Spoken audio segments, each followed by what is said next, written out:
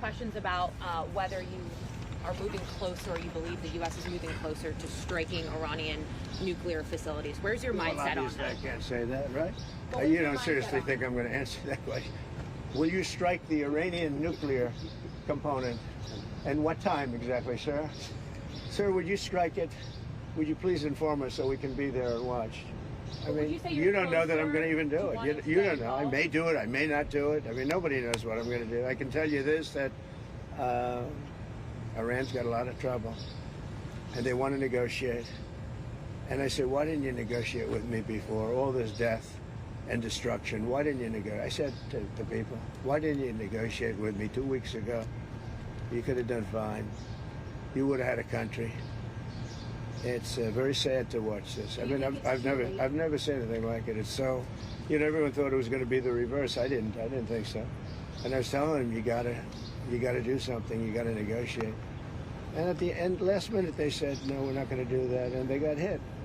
Remember 60 days, and then came the 60. 61 is going to become a very famous number. That was one hell of a hit. That first hit, that was one hell of a hit. Not sustainable, to be honest. That's where it ended. It ended on the first night. Yes. Is it too late, though? Do you think it's too late to now? Not really. Nothing's too late. The only thing too late is Powell. Powell's too late. Too late, Powell. Have the Iranians reached out to you, Mr. President? What? Have the Iranians reached out to you? Yes. And what did they say? I said it's very late. You know? I said it's very late to be talking. Mr. President. We may mean, it's I don't know, there's a big difference between now and a week ago, right?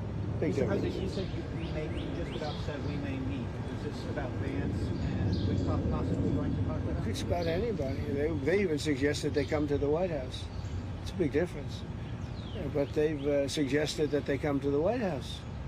That's, you know, courageous, but, you know, it's like not easy for them to do. But they suggested, because I can't go now because of what's going on. I had to come back early from the G7, which was terrific, by the way, in Canada. Really terrific, good people. Is there a possibility of next week or sooner that you're some visa? Well, I don't know how much longer it's going to go on. I mean, they're totally defenseless. They have no air defense whatsoever. We've totally captured, you know, we've totally captured the air, Brian. Yeah, Mr. President, you've been fairly compassionate towards the Iranian people. I have been. It's human, the human beings. I know a lot of people from Iran, from New York, from Washington, mostly from New York. They're incredible people. They're smart, they're energetic. They can be difficult, but so can you. You know, no, they're great people. They're smart people. And those people are getting the hell beat out of them now. And it's really a shame. It's so stupid. It's so stupid. It's another one, you know. Russia, Ukraine is so stupid. Would have never happened if I was president.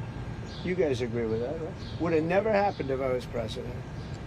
Putin would have never done it. And I spoke to him yesterday, and I said, you know, he actually offered to help mediate. I said, do me a favor. Mediate your own. Let's mediate Russia first, okay? I said, Vladimir, let's mediate Russia first. You can worry about this later. But I think that's going to work out too, but it's so many people have been killed. The big thing with that one is far more people are dead than have been reported in the Ukraine, Russia. Many, many more people. Mr. A building President, falls down, they say nobody was hurt. You know, so what does unconditional surrender mean? Well, you know what it means. Unconditional Can you surrender. explain it for those who very simple don't? Words, very simple. Unconditional surrender. That means I've had it. Okay, I've had it. I give up. No more. Then we go blow up all the, you know, all the nuclear stuff that's all over the place there. No, they had bad intentions. You know, for 40 years they've been saying death to America, death to Israel, death to anybody else that they didn't like. They were bullies. They were schoolyard bullies.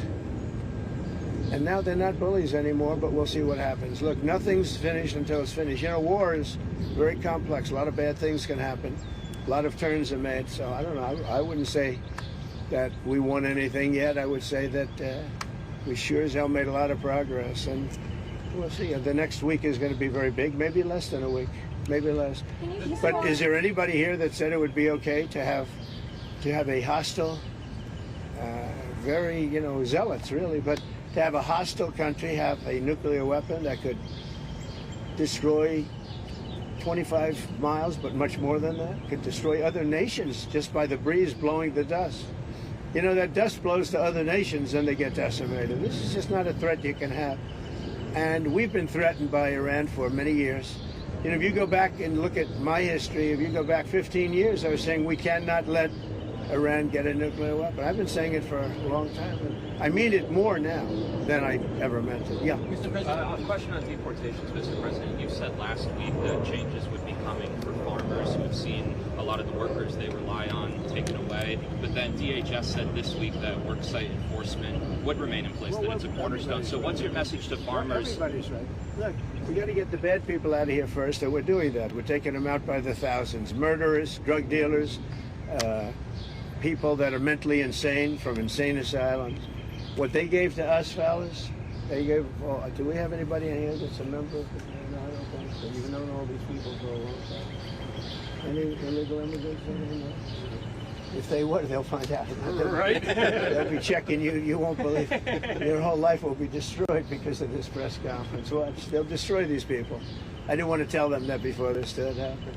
They'll end up being, oh, he's a so-and-so. This one is from you know where. Don't worry. I think you're going to be okay. I'll be right behind you. Far behind you. I'll be right behind you. Now look, we have to take care of our farmers. We have to take care of people that run leisure, hotels. I mean, we have to take care of them. But most importantly, we have to get the criminals out of our country. And Biden let in thousands and 11,888 murderers. Many of them murdered more than one person. Can you believe it? Many, almost 50% of them murdered more than one person. He let them into our country. They emptied out the jails of countries from all over the world, from the Congo, from Venezuela, from all over the place. They emptied out the jails, many of them. I would. If I were running one of the countries, I would have emptied out my prison population into the U.S., and many countries did. And we're getting them out, okay? We're getting them out. Thank you very much. Let's watch this. Brian, go ahead. Are you okay? I'm going to follow up on the immigration real quickly. Yeah. Can you comment on the impact of the Trump card and how much of that? Yeah, we have a thing called the Trump card. This has not been done before or thought of. And for $5 million, this is usually people that would either be working for companies like Apple, I think is going to buy a lot of them, because they can't get people into the country. You know, if you come in through the southern border, you have no problem.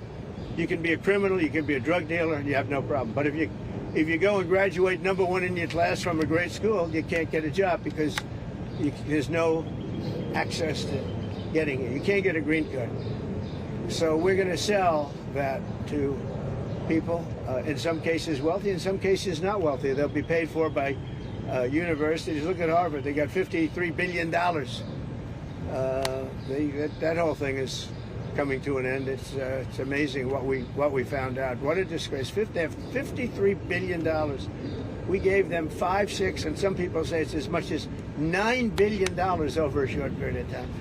So that's very much coming to it. They want to make a deal more than, I would say Harvard wants to make a deal more than Iran wants to make a deal, and Iran wants to make a deal.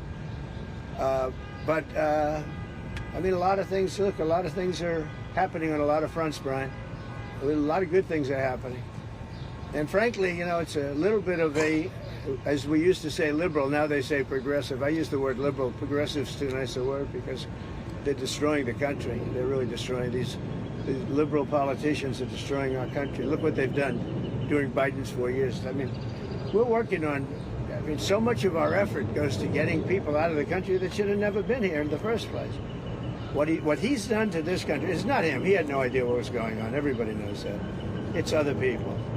It's Lisa and this one and that, all these people, all the scum that was around the Oval, you know, the Oval Office or around the beautiful Resolute desk telling this guy, here, do this, do that, and not even telling him. They just go over to the auto pen and sign whatever the hell they wanted to sign.